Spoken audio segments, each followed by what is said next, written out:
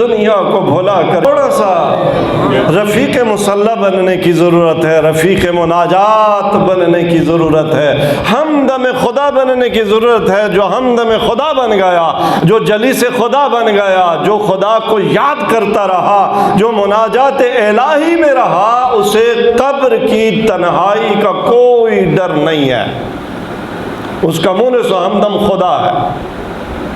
دوسری بات، وہ سرکار رسالت مآب صلی اللہ علیہ وآلہ وسلم اور آپ کی ذات پر صلوات ہے۔ ایک دفعہ مل کر بلند آواز میں صلوات پڑھیں۔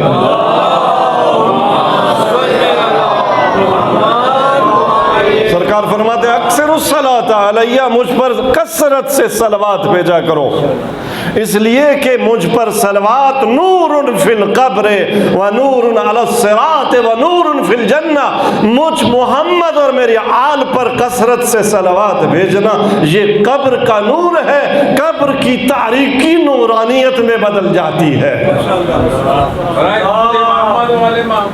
بلندر صلوات۔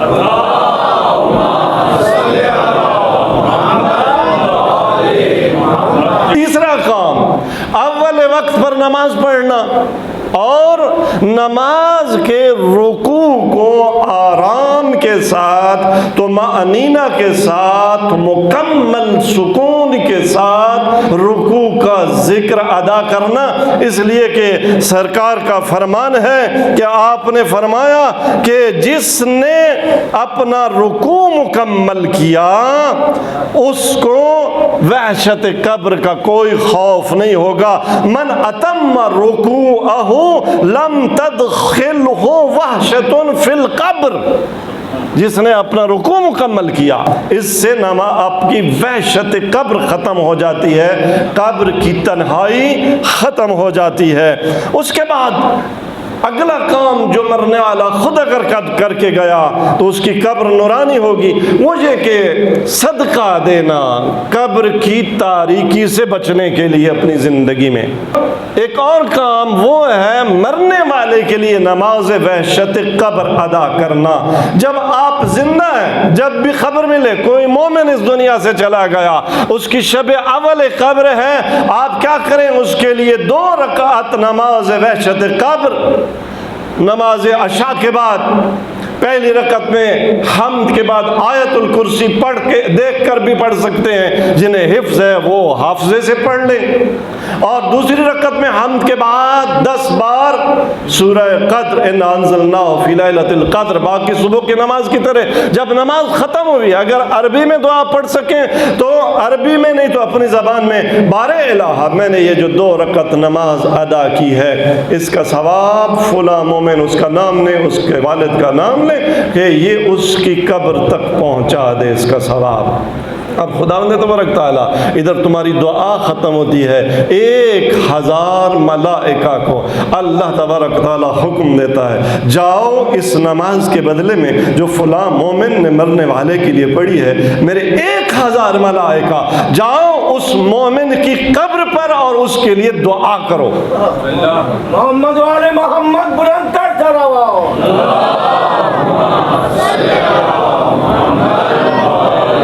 اگر 2 مومن نماز وحشت قبر پڑھ لیں 2000 ملائکہ، اگر 3 نے پڑھ لی 3000 ملائکہ، اگر 50 نے پڑھ لی، تو اسی حساب سے تو مرنے والا وہاں آنکھیں کھلی ہوتی ہیں، ایسا نہیں ہے وہ یہ مناظر دیکھ رہا ہوتا ہے۔ جب دیکھتا ہے کہ میری قبر پر 20000 ملائکہ میرے ساتھ ہیں، میرے لیے دعا کر رہے ہو، پھر اسے کس بات کی وحشت ہے، کس بات کی تنہائی ہے، کس بات کا خوف ہے؟ تو یہ کام اگر ہم زندگی میں کر لیں تو وحشت قبر سے بچ جائیں گے۔ قبر میں ایک انس کی محفل ہوگی، خدا میرا انیس و ہمدم، خدا کے ملائکہ میرے انیس و ہمدم، اور نور صلوات میرا ہمدم، اور ذوات مقدسہ میری ہمدم۔ اس کے لیے قبر وحشت کا گھر نہیں بلکہ روضۃ من ریاض الجنہ، یہ قبر تنہائی کا گھر نہیں ہوگا، بہشت کا ایک باغ ہوگا۔ کچھ کام پسماندگان اور بازماندگان نے ادا کرنے ہوتے ہیں۔ مرنے والا زندگی میں یہ کام کرے جب مر گیا جو بازماندگان ہے وہ اس کی قبر کی تنہائی کے لیے کچھ کر سکتے ہیں، وہ پہلا کام یہ ہے کہ اس کی قبر پر قرآن کی تلاوت کی جائے، اسے تلقین کی جائے۔ ظاہر ہے جب قبر بند کر دی جاتی ہے لوگ چلے جاتے ہیں، کچھ عزیز کچھ رشتہ دار بیٹھ جائیں قبر پر، قرآن کی تلاوت کریں، اور اس وقت مرنے والے کو ایک مونس کی ضرورت ہوتی ہے۔ تبھی تو جناب فاطمہ الزہرا سلام اللہ علیہا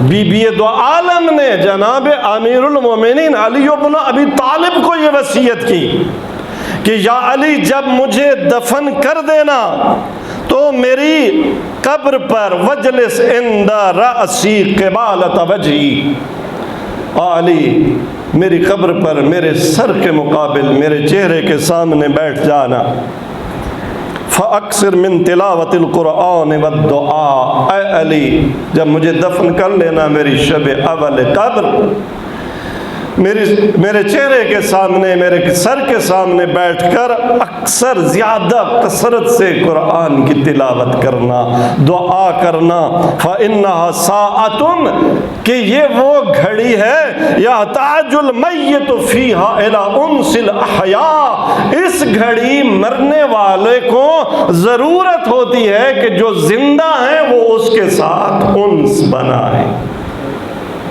مرنے والے کو ضرورت ہوتی ہے سارے نہ قبر سے ایک دم چلے جائیں، میری قبر پہ بیٹھیں، میری قبر پر قرآن کی تلاوت کریں، اور چونکہ ابھی قبر بند ہی ہوئی ہوتی ہے، مرنے والا جو تشییع جنازہ کے لیے آئے دفنا کر جا رہے ہوتے ہیں ان کے قدموں کی آہٹ ابھی سن رہا ہوتا ہے کہ اتنے میں منکر و نکیر بھی آ جاتے ہیں، لیکن اگر کوئی قبر پر موجود ہے اور تلقین پڑھ رہا ہے، مرنے والا ایک طرف جانے والے کے قدموں کی آہٹ سن رہا ہے، دوسری طرف دیکھا کہ منکر و نکیر آ گئے، اور جب تلقین پڑھائی جا رہی ہے تو منکر و نکیر ایک دوسرے سے کہتے ہیں چلو اب ضرورت نہیں ہے، فقط لقنا حجت، تلقین پڑھانے والے نے اسے اس کی حجت القاء کر دیا، اب ہم کیا پوچھیں گے،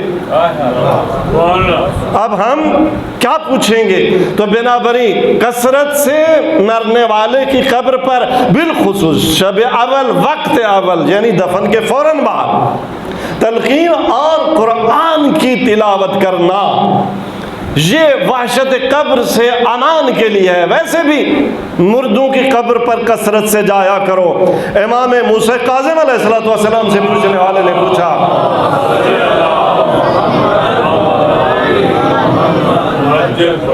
کہ مولا جب ہم کسی قبر پر جاتے ہیں تو کیا قبر والے ہمیں دیکھتے ہیں، اپنی قبر پر آنے والے کو دیکھتے ہیں؟ مولا نے فرمایا ہاں، قبروں والے جب ان کی قبور پر کوئی جاتا ہے تو ان کو دیکھتے ہیں، خوش ہوتے ہیں، ان کے ساتھ مانوس ہوتے ہیں۔ جب تک وہ قبرستان میں قبر پر رہتے ہیں مرنے والا مانوس ہوتا ہے، محفل میں ہوتا ہے، اگرچہ یہ زندہ اس کو نہیں دیکھ رہا ہوتا لیکن مردہ اسے دیکھ رہا ہوتا ہے، خوش ہوتا ہے۔ لیکن جب یہ جو فاتحے کے لیے گیا تھا یہ وہاں قبرستان سے چلنے کا ارادہ کرتا ہے تو وہ جو مرنے والا ہوتا پریشان ہو جاتا ہے کہ وہ جو میرے انس کا موجب بنا تھا وہ جا رہا ہے۔ لہذا انس کے اسباب فراہم کرنا۔ تو منازل آخرہ میں یہ منزل ایک تھی وحشت قبر کی تاریکی کی، قبر کی تنہائی کی، اس کا یہ سامان ہے جس نے یہ سامان فراہم کر لیا انشاءاللہ اسے کوئی غم نہیں ہے قبر کی تنہائی کا، قبر کی تاریکی کا۔ منکرا و نکیرا حق، ایک عقیدہ جو ہر مومن کا ہونا چاہیے اور اس کی گواہی دینی چاہیے وہ یہ کہ منکر و نکیر حق ہے، ان کا قبر میں آنا حق ہے۔ یہ دو فرشتے ہیں جو قبر میں آتے ہیں، سوال و جواب، سوال کرتے ہیں، جواب لیتے ہیں، اور جو شخص اہل نجات نہ ہو اس کی قبر میں یہ فرشتے اس انداز اور اس شکل و صورت کے ساتھ آتے ہیں کہ انسان خوف کھاتا ہے۔ اور ان کی آواز روایات میں آیا کہ اتنی سخت ہوتی ہے کہ جب بادل ٹکراتے ہیں اور گرج اٹھتی ہے تو آپ کا دل ایک دم گھبرا جاتا ہے۔ تو ان ملائکہ کی آواز اتنی شدید ہوگی جیسے گرج کی آواز ہوتی ہے، انسان کا کلیجہ پھٹنے کو آ جاتا ہے۔ لہٰذا اسی وجہ سے ان کی سختی کی وجہ سے، ان کی آواز کی شدت کی وجہ سے، غلظت کی وجہ سے ان کا نام منکر و نکیر ہے۔ لیکن اگر انسان اہل سعادت ہے، اگر انسان نے اپنے آپ کو آمادہ کر لیا ہے منکر و نکیر کی روئی کے لیے، ان کے آمنے سامنے کے لیے، ان کے ساتھ ملاقات کے لیے، وہ اعمال جن کی طرف ابھی میں اشارہ کروں گا اگر اس نے انجام دے دیے ہیں تو فرشتے یہی ہیں۔ اب نام بدل جاتا ہے، جنہیں پہلے منکر و نکیر کہا جا رہا تھا اب انہیں مبشر و بشیر کہا جاتا ہے۔ اب وہی فرشتے خوبصورت آواز میں، خوبصورت انداز میں، انتہائی پیارے لہجے میں بشارتیں دینے والے بن جاتے ہیں۔ تو منکر و نکیر کو مبشر و بشیر میں بدل دینے کے لیے کیا کیا جائے؟ ایک دفعہ مل کر بلند آواز میں صلوات پڑھیں۔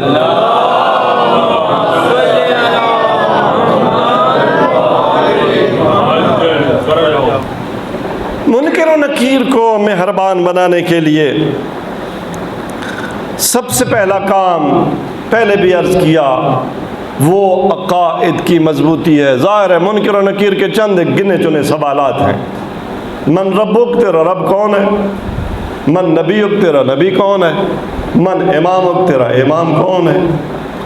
ما کتابک، تیری کتاب کیا ہے؟ چند بڑی بڑی باتیں، روزہ، نماز، حج، زکوٰۃ، یہ جو فروعات دین ہیں ان کی بھی تفصیلات نہیں، ان پر تیرا ایمان ہے نہیں ہے، پڑھی یا نہیں پڑھی، یہ چند ایک سوال ہے۔ لیکن سوال سادہ ہے۔ من ربک، ہر بندہ کہہ دیتا ہے اللہ ربی۔ من نبیک، تیرا نبی کون ہے؟ ہر کوئی کہہ سکتا ہے کہ محمد مصطفیٰ میرے نبی ہیں، علی مرتضیٰ میرے امام ہیں، قرآن میری کتاب ہے۔ لیکن وہاں جب منکر و نکیر آئیں گے یہ سوال ان کے یہ جواب دینا آسان نہیں ہوگا، وہاں رٹا نہیں چلے گا، وہاں ملکہ چلے گا۔ جس کا یہ جوابات رٹا ہوں گے، رٹا رٹایا ہوا سبق ہوگا، اس کی زبان بند ہو جائے گی۔ جس کے وجود کا ملکہ ہوں گی یہ چیزیں وہ جواب دے گا۔ دیکھیں پالنے والا تو کسے سمجھتا رہا؟ اللہ کو سمجھتا رہا یا اپنے کاروبار کو سمجھتا رہا؟ سبحان اللہ۔ اگر زندگی میں کاروبار، میری زمین، میری جائیداد، میری پراپرٹی، میرا بزنس، میری نوکری میرے پالنے والے تھے، میرا عقیدہ یہ تھا عملاً کہ میں نے نوکری کے لیے خدا کو بھلایا کہ میں نے بچوں کا پیٹ پالنا ہے، اپنا پیٹ پالنا ہے، اس کا مطلب یہ ہے کہ میں نے خدا کو پالنے والا نہیں، اس روزگار اور نوکری کو پالنے والا مانا۔ میں نے اس کاروبار کو، میں نے اس جائیداد کو، اس پراپرٹی کو، اس بزنس کو، جس کی وجہ سے میں نے نمازیں قضا کی، میں نے حج نہ کیا، میں نے زکوٰۃ نہ دی، میں نے خمس نہ دیا، اس کا مطلب یہ ہے کہ پریکٹیکلی تو پروردگار زبان سے تو یہ کہتا رہا کہ اللہ ربی، میرے پالنے والا اللہ ہے، میرا پروردگار رب، میرا پالنے والا اللہ ہے، لیکن عمل سے تو پالنے والا اپنے کاروبار کو سمجھتا رہا۔ ایسا بندہ قبر میں نہیں کہہ سکے گا کہ اللہ ربی، بلکہ اس کا کاروبار اس کا رب ہوگا، جواب نہیں دے سکے گا، زبان بند ہوگی۔ میرا نبی کون ہے؟ نبی یعنی گائیڈ لائن میں نے کس سے لی؟ میں گائیڈ لائن زندگی میں کس سے لیتا ہوں؟ آیا میڈیا مجھے گائیڈ لائن دیتا ہے کہ میں نے زندگی کیسے گزارنی ہے، میرا لائف سٹائل کیسے ہونا چاہیے، میرا اٹھنا کیسے ہونا چاہیے، میرا بیٹھنا کیسے ہونا چاہیے، میرے لباس کی ڈیزائننگ کیسے ہونے چاہیے، میری ہیئر کٹ کیسی ہونی چاہیے، میرا جوتا کیسا ہونا چاہیے، میری گاڑی کیسی ہونی چاہیے، مجھے چلنا کیسے چاہیے، اکڑ کر چلوں یا خضوع و خشوع کے ساتھ چلوں۔ یہ زندگی گزارنے کی گائیڈ لائنز، یہ نبوت اسی کا نام ہے۔ یہ میں نے زندگی میں کس سے لی؟ دوستوں سے لی، سہیلیوں سے لی، گھر کے ماحول سے لی، میڈیا سے لی، ٹی وی سے لی، انٹرنیٹ سے لی، کہاں سے لی؟ وہ ہے تیرا نبی جس نے زندگی کی گائیڈ لائن سرکار مصطفیٰ سے نہ لی، ان چینل سے لی، مختلف ذرائع سے لی۔ وہ قبر میں نہیں کہہ سکے گا کہ محمد مصطفیٰ میرا نبی ہے۔ آپ کا امام کون ہے؟ امام کون ہوتا ہے؟ امام اسے کہتے ہیں کہ جس کے کردار کے مطابق کردار اپنایا جائے۔ میرا امام کون ہے؟ زبان سے میں لاکھ بار کہوں کہ امیر المومنین علی بن ابی طالب میرے امام ہیں، لیکن اگر میرا اٹھنا بیٹھنا علی جیسا نہیں ہے، اگر میری مناجات علی جیسی نہیں ہے، اگر میری نماز علی کی طرح نہیں ہے، اگر میرے اندر خوف خدا اور تقوی علی جیسا نہیں ہو سکتا، لیکن اس طرح سے اس رنگ میں تو رنگا ہوا ہو، اگر نہیں ہے کسی اور کے لائف سٹائل پر میں چلتا ہوں تو وہ میرا امام ہے، علی میرا امام نہیں ہے۔ تو پڑھتا کون سی کتاب رہا دن رات؟ مجھے آپ یہی جو مومنین کا مجمع ہے ذرا بتا دیں ایمان کے ساتھ، کتنا کل کی مجلس سے آج کی مجلس تک آپ نے قرآن تلاوت کیا، کتنی قرآن کی آیتیں پڑھی، کتنا معصوم کا فرمان آپ نے پڑھا، کتنی تفسیر پڑھی، کتنی جو ہے توضیح اور فقہ پڑھی، اور کتنا آپ نے انٹرنیٹ یوز کیا، کتنی آپ نے واٹس ایپ پہ چیٹنگ کی، کتنا تلاوت کیا آپ نے انٹرنیٹ کو، اور کتنا تلاوت کیا آپ نے مختلف چینلز کو، اور کتنا تلاوت کیا آپ نے قرآن کو۔ کتاب یعنی جسے پڑھا جائے، ان سابقہ 24 گھنٹے میں میری آنکھوں نے کیا پڑھا ہے؟ جس نے قرآن کی ایک آیت بھی تلاوت نہ کی ہو وہ کیا کہے گا کہ قرآن میری کتاب ہے؟ نہیں، اس کے لیے تو یہ موبائل اس کی کتاب ہوگا، فلاں ویب سائٹ اس کی کتاب ہوگی، فلاں جو ہے چینل اس کی کتاب ہوگی، یہ کتاب ہوں گے۔ یہ نہیں کہہ سکے گا کہ قرآن میری کتاب ہے۔ لہذا منکر و نکیر کا سوال کوئی مذاق نہیں ہے، وہ حقیقی سوال ہوگا، اور جواب وہ آپ دے سکیں گے جو ملکہ وجود بن چکا ہوگا۔ تو ان عقائد کو ملکات بنانے سے منکر و نکیر کے سوال کا جواب مہیا ہوگا، زبانی کلامی دعووں سے یہ جواب مہیا نہیں ہو سکتا۔ مل کر بلند آواز میں سب بات پڑھیں۔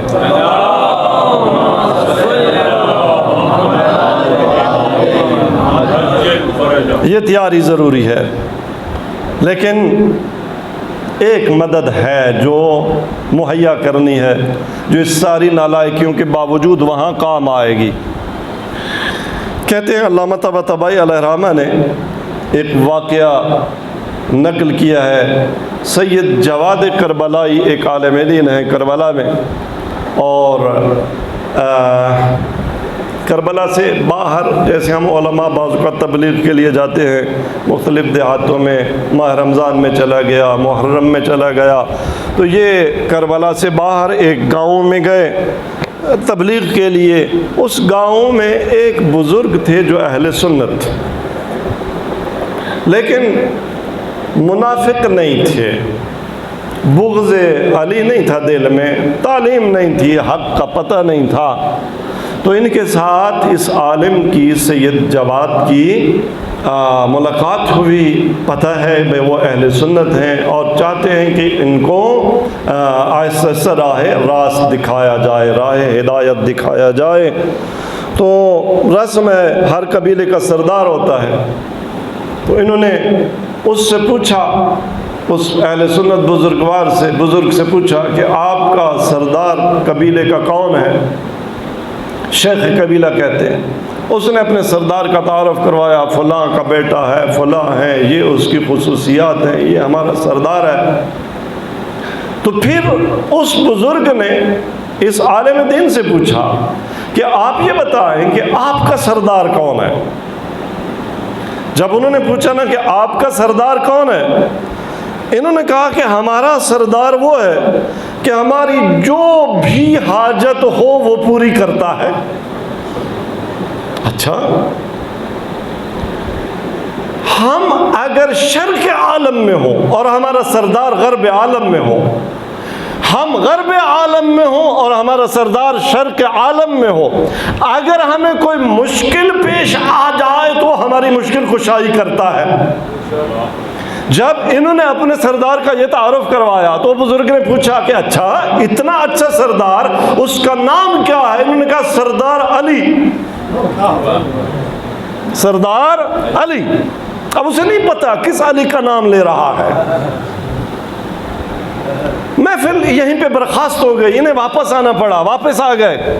کافی عرصے بعد پھر اسی گاؤں میں تمنا ہے کہ اس بزرگ کو تھوڑا سا میں ٹریک پر لا رہا تھا، راستے پہ لا رہا تھا، ایک دفعہ پھر اس کے ساتھ ملاقات ہو، شاید رائے حق پر آ جائے۔ پوچھا، بتانے والوں نے بتایا کہ وہ مر گیا ہے۔ یہ پریشان ہوئے کہ بندہ خدا شاید راہ ہدایت پر آ جاتا، دوسری ملاقات سے پہلے ہی مر گیا۔ اب عالم خواب میں دیکھا کہ وہی شیخ ہیں، وہی بزرگوار ہیں، ایک بہت بڑا میدان ہے جس کے اینڈ پر ایک شیشے کا دروازہ ہے، شیشے کے دروازے کے اس پار ایک بہت بڑا باغ ہے، ادھر ایک سٹول کہہ دے، ایک ڈیسک کہہ دے، وہ لگا ہے، اس پر 2 فرشتے اور یہ شیخ بزرگوار بیٹھے ہیں۔ آگے بڑھے، پوچھا کہ شیخ یہ میدان کیا ہے، وہ باغ کیا ہے، یہ بندے کون ہیں؟ کہا کہ وہ جو شیشے کے پیچھے باغ ہے وہ میرا ہے۔ اچھا، اس باغ میں تو داخل کیوں نہیں ہوا، یہاں کیوں بیٹھا ہوا ہے، اس میدان میں کیوں بیٹھا ہوا ہے؟ کہا ابھی اجازت نہیں ہے اس باغ میں جانے کی، ابھی وہ دروازہ نہیں کھل سکتا۔ کیا ہوا، یہ کون ہے، کیسے بیٹھا ہے؟ اس نے کہا کہ میرے مرنے کے بعد شب اول قبر میں جب منکر و نکیر آئے، انہوں نے مجھ سے پوچھا من ربک، میں نے جواب دیا، من نبیک، میں نے جواب دیا۔ جب انہوں نے پوچھا من امامک، اور وہ بھی اس لب و لہجے میں، اس سختی کے ساتھ، اس کرختی کے ساتھ، اس آواز میں، تو میرے پاس جواب نہیں تھا۔ میں ایک دفعہ مضطرب ہوا، مجھے ایک دم خیال آیا کہ وہ جو آپ کا سردار جس کے بارے میں آپ نے کہا تھا کہ اگر کوئی شرق عالم میں ہو، سردار ہمارا غرب عالم میں ہو، اور مشکل پیش آ جائے، اسے پکارا جائے تو مشکل حل کرتے ہیں۔ تو کہتے ہیں میں نے ایک دفعہ کہا یا علی، آپ کے سردار کو بلایا، بے میرا سردار تو یہاں کام نہیں آتا۔ میں نے آپ کے سردار کو ایک دفعہ پکارا یا علی، ادھر میری زبان سے نکلا یا علی، ادھر میں نے کیا دیکھا کہ مولا علی ابن ابی طالب تشریف لائے ہیں۔ جنگل پہاڑ کہتے ہیں نہ دے علی علی، تم سارے مل کے نعرہ علی آ گئے، علی ابن ابی طالب آ گئے۔ شیخ تو نے مجھے پہلے کیوں نہیں بتایا تھا کہ تمہارا سردار علی ابن ابی طالب ہے؟ میں زندگی میں ہی علی ابن ابی طالب کو بلا لیتا، یہ تو میں نے قبر میں بلایا اور مولا آ گئے۔ اور جب مولا آئے تو مولا نے منکر و نکیر سے کہا رک جاؤ، اس کے دل میں ہماری بابت کوئی بغض نہیں ہے، کوئی عناد نہیں ہے، یہ ہمارا دشمن نہیں ہے، تم چلے جاؤ۔ مولا نے حکم دیا 2 اور فرشتے آئیں۔ یہ جو اس وقت میرے سامنے 2 فرشتے بیٹھے ہوئے ہیں، یہ وہی فرشتے ہیں جنہیں علی نے بلایا ہے اور انہیں حکم دیا ہے کہ پہلے اسے میری ولایت پڑھاؤ، اور جب میں علی کی ولایت کا ماحق کو پڑھ لوں گا پھر وہ شیشے کا دروازہ کھلے گا اور پھر میں اس باغ میں داخل ہو جاؤں گا۔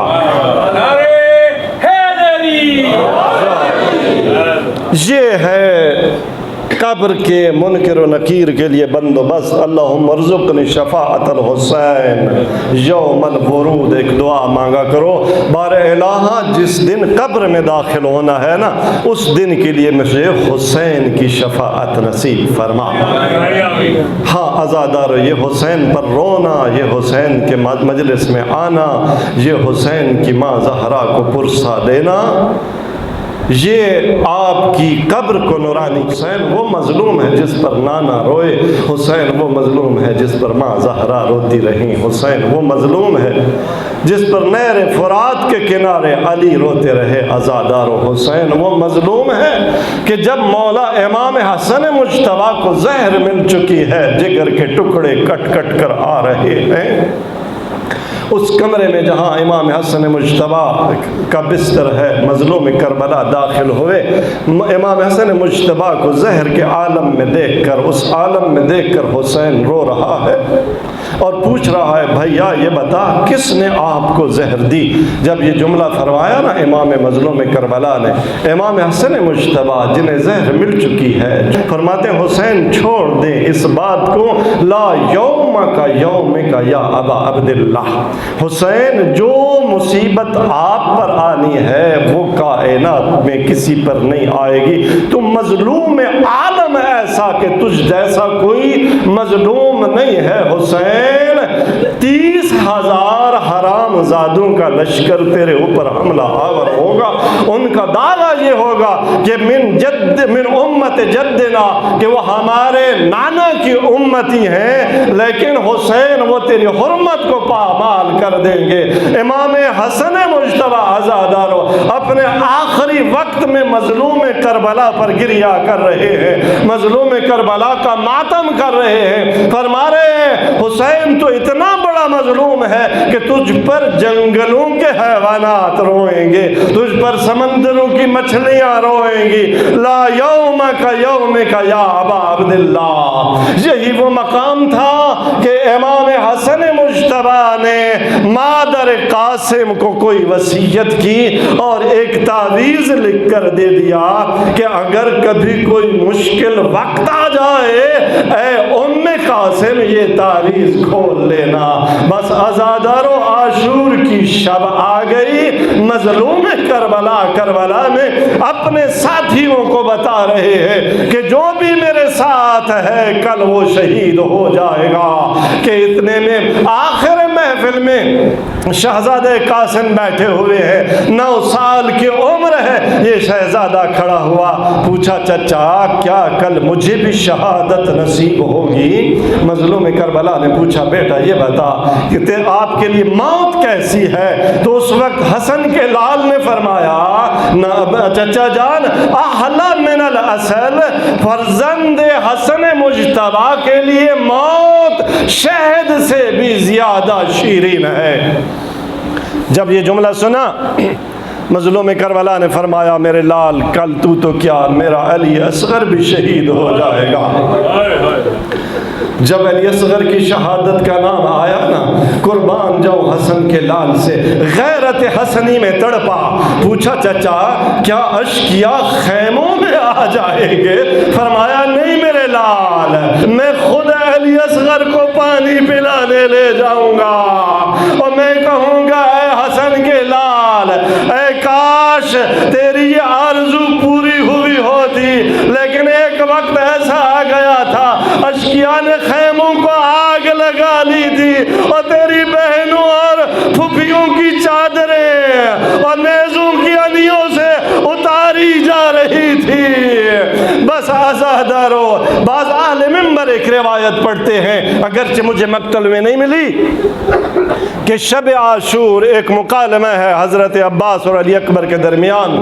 حضرت علی اکبر حضرت عباس سے فرما رہے تھے چچا کل پہلے میں میدان میں جاؤں گا، کیونکہ آپ کے جانے سے میرے بابا کا زور کمر ٹوٹ جائے گا، اور حضرت عباس کہہ رہے تھے علی اکبر پہلے میں میدان میں جاؤں گا، آپ کے جانے سے میرے بھائی کا نور چشم چلا جائے گا، آنکھوں کا نور چلا جائے گا۔ اتنے میں حسن کا لال آگے بڑھا، انہوں نے کہا چچا عباس نہ آپ پہلے جانا کہ میرے چچا کی کمر کا زور چلا جائے، بھائی علی اکبر نہ آپ جانا کہ چچا کی آنکھوں کا نور چلا جائے، میں حسن کا یتیم سب سے پہلے چلا جاؤں گا کہ یہ مکالمہ مظلوم کربلا نے سنا، شہزادے قاسم کو سینے سے لگایا، اور میرے لال تو مجھے علی اکبر سے بھی زیادہ پیارا ہے، تو مجھے عباس علمدار سے بھی زیادہ پیارا ہے۔ آزاداروں، جناب قاسم کی ماں ناراض ہیں، قاسم تو نے ابھی تک اپنی قربانی پیش نہیں کی۔ عرض کی اماں جان چچا اجازت نہیں دیتے، میں نے کئی بار چچا سے اجازت مانگی ہے، اب خود جناب امام حسن مجتبیٰ کی زوجہ قاسم کی ماں ساتھ چلی، یاد آیا کہ امام حسن مجتبیٰ نے ایک تعویذ لکھ کر دیا تھا کہ کبھی کوئی مشکل وقت ہو تو یہ تعویذ کھولنا، بھلا آج سے بڑھ کر مشکل وقت کیا ہوگا۔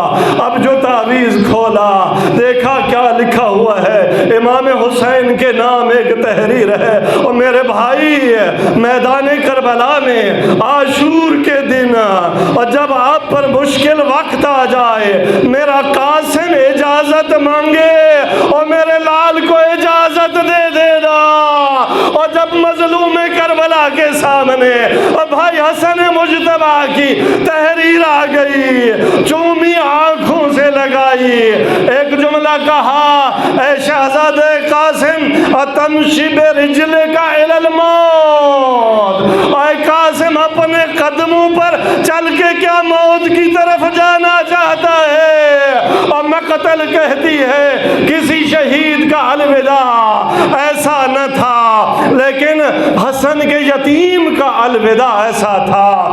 مقتل کہتی ہے جعل یبکیان، دونوں چچا بھتیجا روتے روتے غش کھا کر کربلا کی زمین پر گر گئے، اور ادھر شہزادہ قاسم ہے جو چچا کے پاؤں چوم کر موت کی اجازت مانگ رہے ہیں۔ بس آزادارو، مظلوم کربلا نے شہزادہ قاسم کو آمادہ کیا، کفن اپنے پیراہن کے بند چاک کر دیے، امامہ دو حصے کر دیا، ایک سر پہ باندھ دیا، ایک چہرے پہ ڈال دیا، اٹھا کر گھوڑے کی زین پر بٹھایا۔ حسین نے قاسم کو ایسے بھیجا جیسے جنازہ جا رہا ہوتا ہے۔ بعض اہل منبر کہتے ہیں کہ یہ جو پیراہن کے جو بند پارا کیے جاتے تھے یہ یتیمی کی نشانی ہوتی تھی۔ مظلوم کربلا نے یہ کام اس لیے شاید کیا کہ شاید دشمن کو کچھ رحم آ جائے کہ حسن کا یتیم آ رہا ہے۔ بس آزادارو، وقت ختم ہوا، حسن کے یتیم نے بڑی جنگ لڑی، اتنی جنگ لڑی کہ الامان والحفیظ کی آواز فوج اشقیاء سے بلند ہو رہی ہے، لیکن فضا و فت قوت 3 دن کا پیاسا۔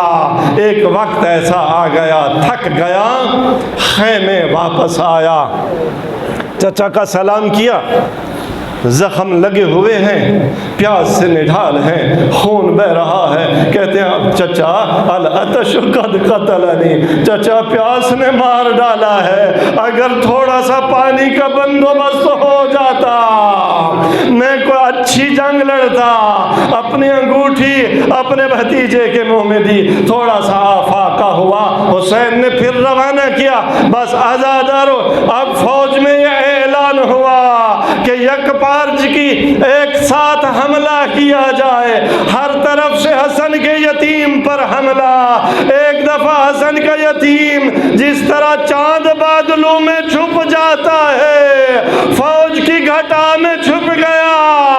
ایک دفعہ آواز دی السلام علیکہ یا ابا عبداللہ، آزادارو حسین بڑی جلدی سے قاسم کی لاش پہ پہنچے، لیکن کوئی عالم ایسا تھا، مظلوم کربلا نے کہا عز واللہ علی عمک، قاسم اللہ کی قسم مجھ سے برداشت نہیں ہوتا، تو بلاتا رہا میں تیری نصرت کو نہ آ سکا، جب آیا تو تیرے کام نہ آ سکا۔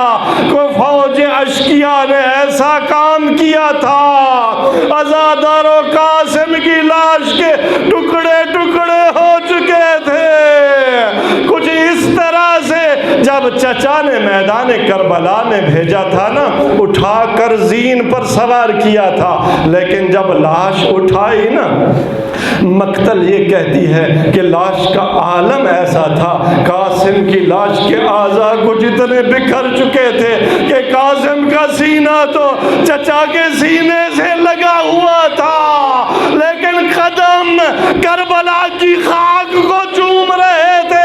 اللہ جانے اس تھوڑے سے وقت میں قاسم کی قد اتنی کیسے بڑھ گئی تھی، اور گھوڑے دائیں کے بائیں گزر گئے تھے، بائیں کے دائیں گزر گئے تھے۔